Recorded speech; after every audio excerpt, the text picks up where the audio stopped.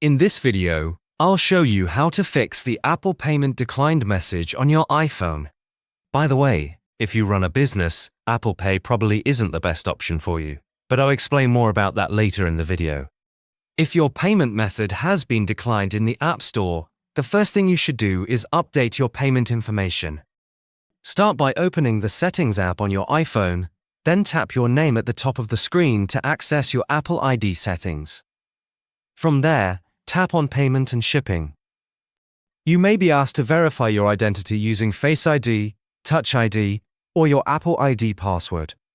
Once you're inside the Payment and Shipping section, tap on the payment method you're currently using. Now carefully review all of your payment details. Make sure your card number, expiration date, security code, and cardholder name are entered correctly. Even a small typo can cause Apple to reject the payment. You should also verify that your billing address matches exactly with the address your bank or card issuer has on file.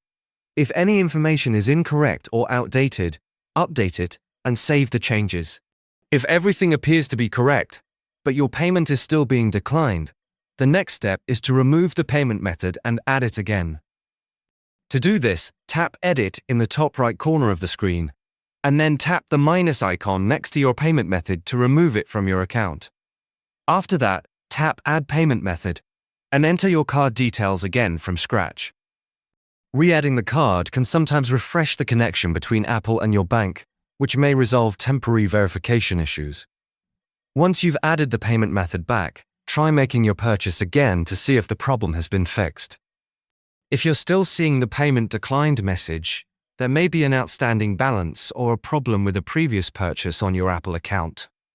To check this, go back to the main settings screen, tap your name at the top, then select Media and Purchases and tap View Account. Inside your account settings, scroll down and select Purchase History.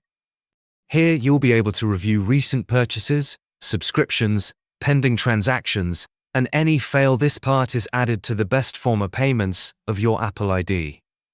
Take a close look for any purchases that show as unpaid, pending, or failed. Sometimes Apple will prevent new purchases from going through until an outstanding balance has been paid.